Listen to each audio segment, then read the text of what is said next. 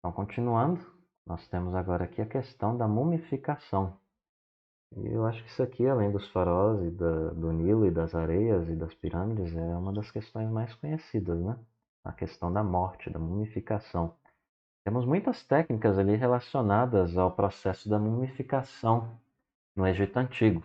E elas podiam variar, obviamente, segundo a classe social. Geralmente, o capricho maior aí ficava por conta dos faraós, né? Tanto é que o que a gente tem são as pirâmides, né? Os túmulos dos mais pobres, das classes mais baixas, a gente não ouve muita coisa a ser dita, né? Por aí.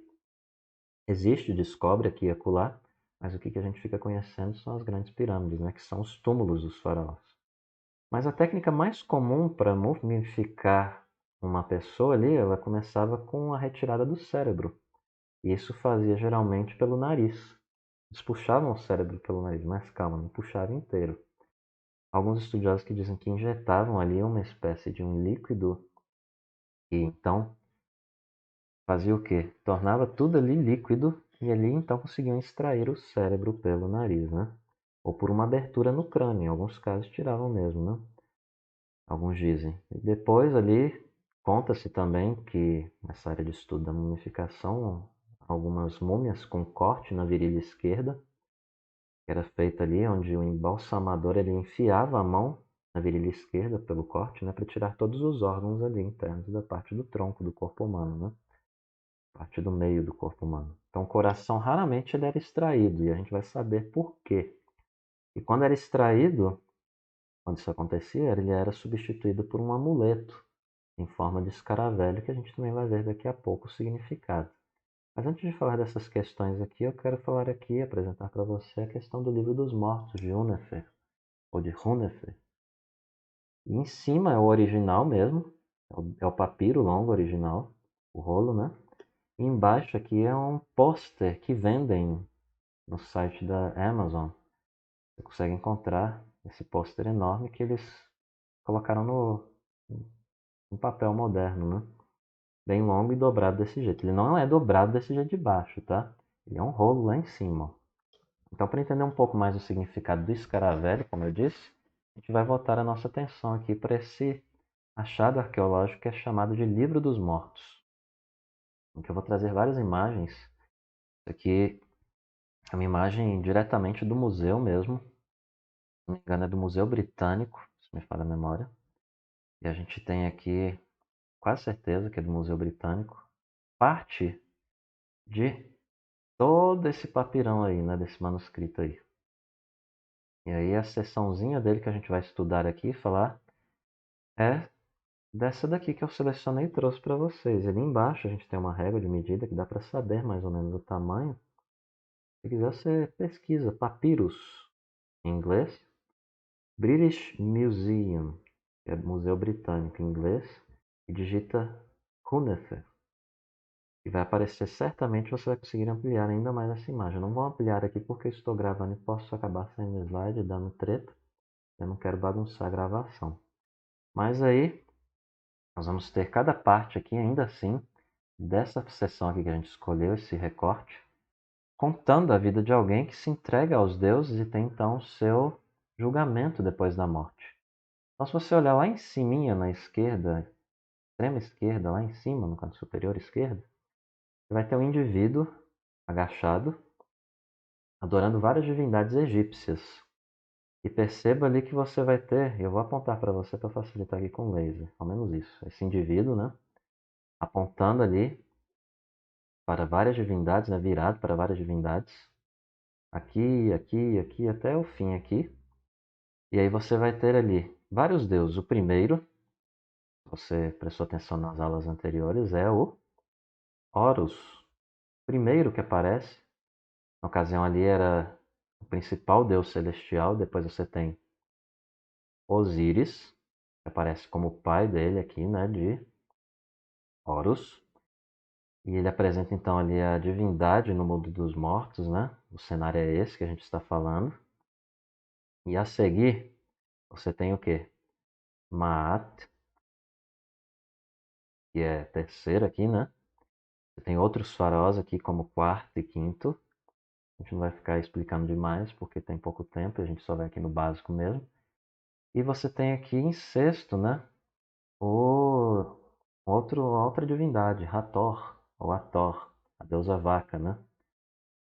Mas, focando aqui nessa parte de cima, ignore isso aqui por enquanto, isso aqui é a parte final, essa cena final.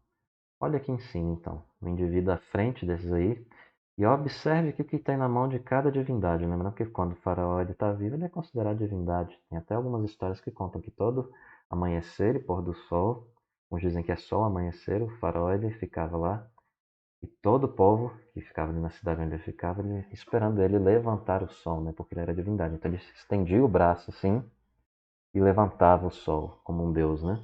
Aí tem gente que tem costume de brincar. E quando ele não estava lá, e aí, como que aparecia? E tem gente que brinca e fala, ele fazia por encomenda, né? Ele da cama dele mesmo ele levantava, tá com preguiça de aparecer no povo lá. Mas enfim, o que você tem aqui é o quê? Os símbolos aí nas mãos deles, né? Dessas divindades, que é a cruz, em azulzinho aqui, né? Que a gente chama de Ankh, que é o símbolo da vida eterna. Então o homem ali descrito, né? No cantinho que a gente falou, o que ele está fazendo ali? No início, segurando a ideia egípcia, né? Segundo a ideia egípcia, melhor dizendo, ele deve ter feito, pressupõe-se que ele deve ter feito bem na vida, né? E aqui, já indo na segunda parte, o segundo cenário específico aqui, você tem esse indivíduo, nós vamos dizer que é o próprio Unefer, né? E alguns dizem que é um escriba, mas a gente não vai entrar nos méritos dessa análise aqui da autoria.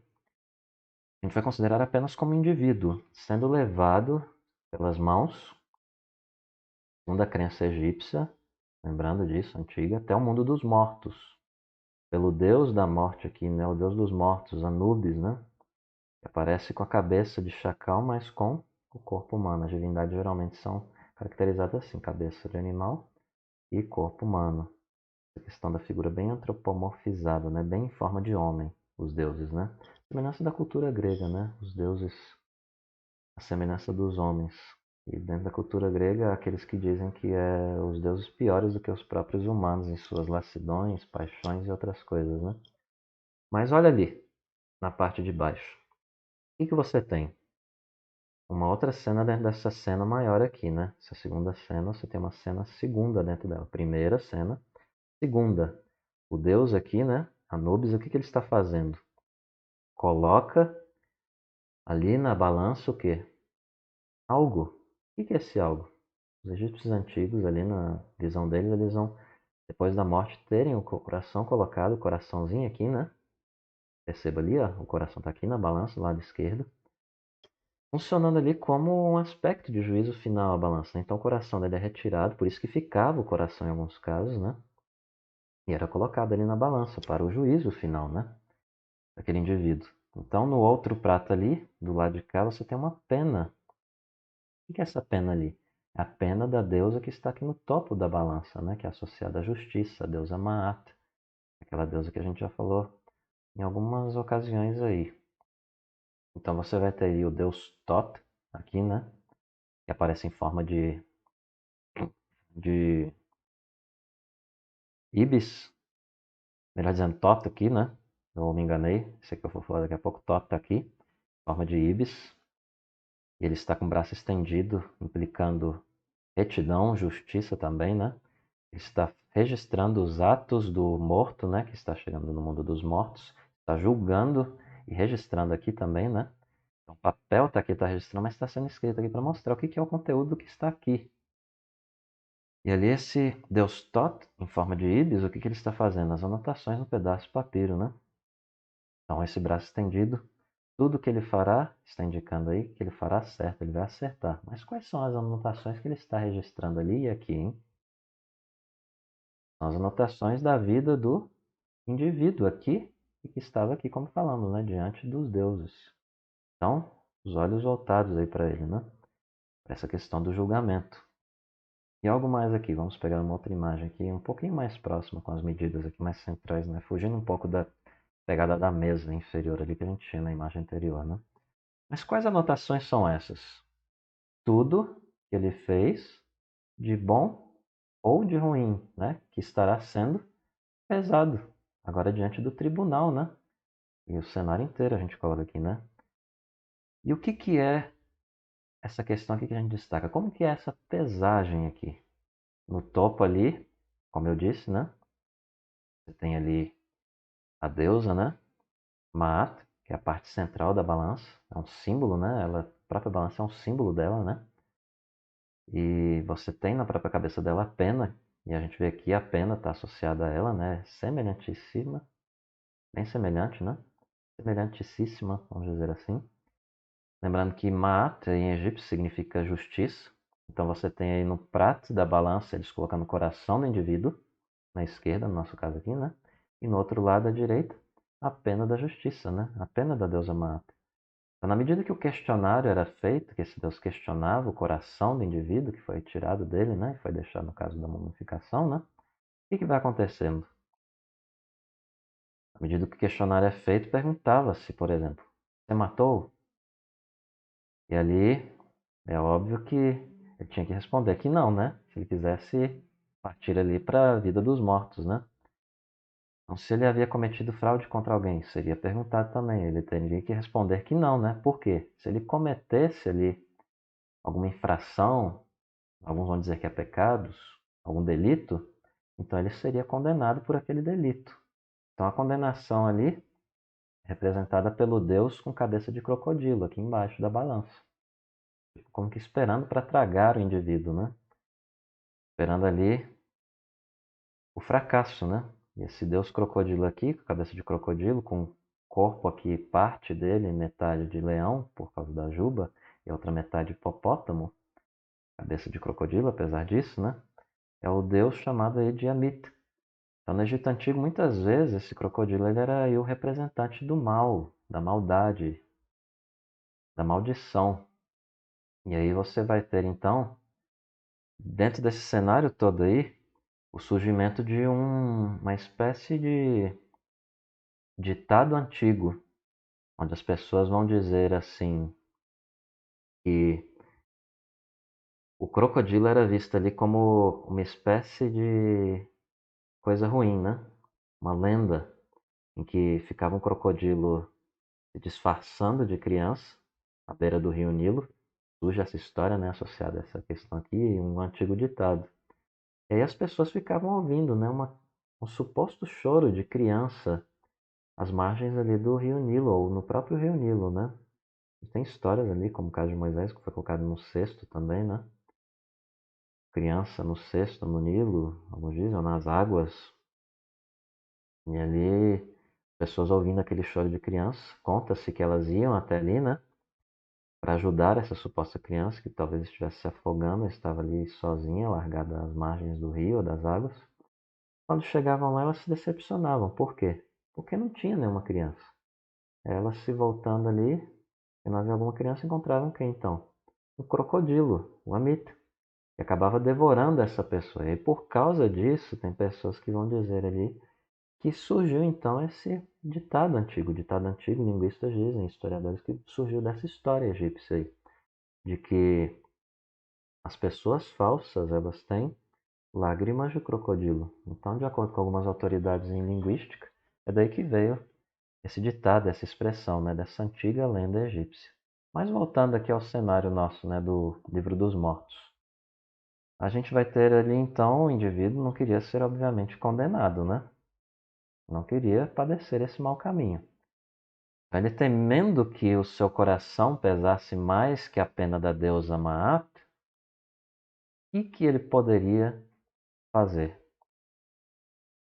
Ele tinha que ser sincero, obviamente, né? E daí vem uma expressão egípcia também que é Maharu, é o verdadeiro de vós. Ele não tinha que, ele tinha que ser não só verdadeiro de vós, ele também tinha que ser verdadeiro de vós e verdadeiro de coração, né? Caso cometesse então algum deslize, algum delito, mentisse, por exemplo, na hora ali do julgamento, né? O coração dele acabaria falando. Se aquilo que a boca estivesse dizendo não fosse, o coração iria dizer o que era a verdade, né? Então, cada vez o coração, diante das perguntas, poderia denunciar os erros dele e o prato da balança iria pesar contra ele, até que ele então fosse completamente condenado. Mas aqui, nesse caso, né, nós temos o indivíduo ali, ele teve uma boa pesagem, porque ele passa para o próximo cenário, né? Dentro desse cenário segundo que a gente estipula aqui para o nosso estudo. É um terceiro cenário com uma transição aqui do segundo para o terceiro, ele já diante aqui de uma outra divindade, né? Divindades, vamos dizer assim.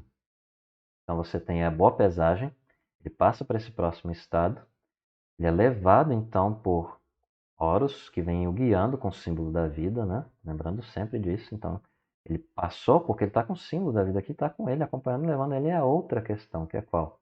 Ao trono do pai, né? Do Horus, que é Osíris, no canto aqui direito, inferior, né? Onde ele recebe então o galardão do mundo dos mortos. E atrás aqui de Osíris você tem à frente Ísis, você tem Neftis ao fundo, né? E a cunhada dela aqui, né? Isis de cabelo azul, né? Que é a esposa dele, né? E aí você vai ter então. Por que é Osíris? Porque geralmente ele tende a aparecer sempre ali em branco, sempre vestido de branco, parecendo uma múmia. E daí a associação, né?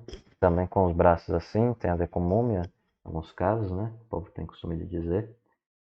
E remete a essa grande divindade aí que alguns colocam como a maior da religiosidade egípcia antiga. E ali você tem amparando ali o grande deus Osíris, né? Essas duas mulheres. E ele governa o mundo dos mortos, então, né? À frente dele, bem aqui, ó, você tem o que alguns colocam como os filhos dele, né? Os que dizem ser servos dele, né? Que acabam ajudando ele a servir a pessoa depois que ela morreu. E alguns dizem que isso aqui tem um papel de fazer referência a um achado arqueológico, que são pequenos vasos, assim, onde, no processo de mumificação, eram colocados os órgãos retirados do indivíduo, né? Alguns vão dizer que tem a ver com a passagem para a vida. E disse também que no caso de uma grande pessoa, por exemplo, se o faraó morria, matava os escravos dele tudo junto, as pessoas que serviam com ele para servir e ir com ele junto para a vida após a morte. Por isso que você tem animais mumificados, como cão, gato e vários outros mumificados dentro de tumbas, assim. Como, por exemplo, a mais conhecida dessas tumbas é a pirâmide, né? Ou as pirâmides. Prosseguindo, nós devemos falar aqui que para entender mais então a respeito desse processo aí do coração, da pesagem, a gente precisa tomar conhecimento aqui de um outro achado arqueológico, que é o escaravelho coração. Escaravelho aí, de pedra, ele é mais conhecido como besouro aqui para nós, né? Ele era um animal considerado também sagrado no Egito.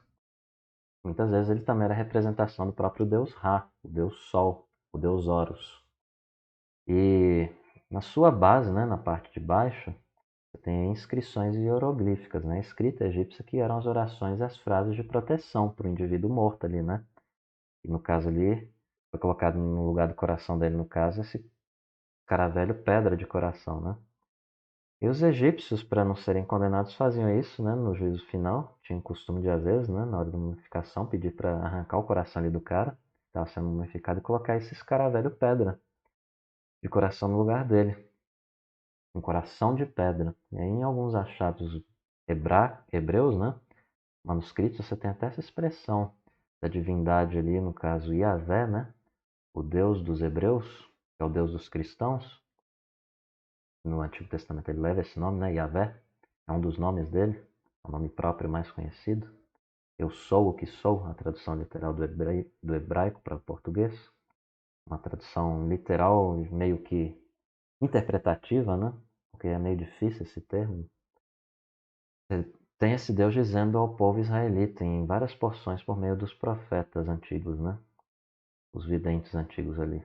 Os vedores, né? Vamos dizer assim, aqueles que vêm.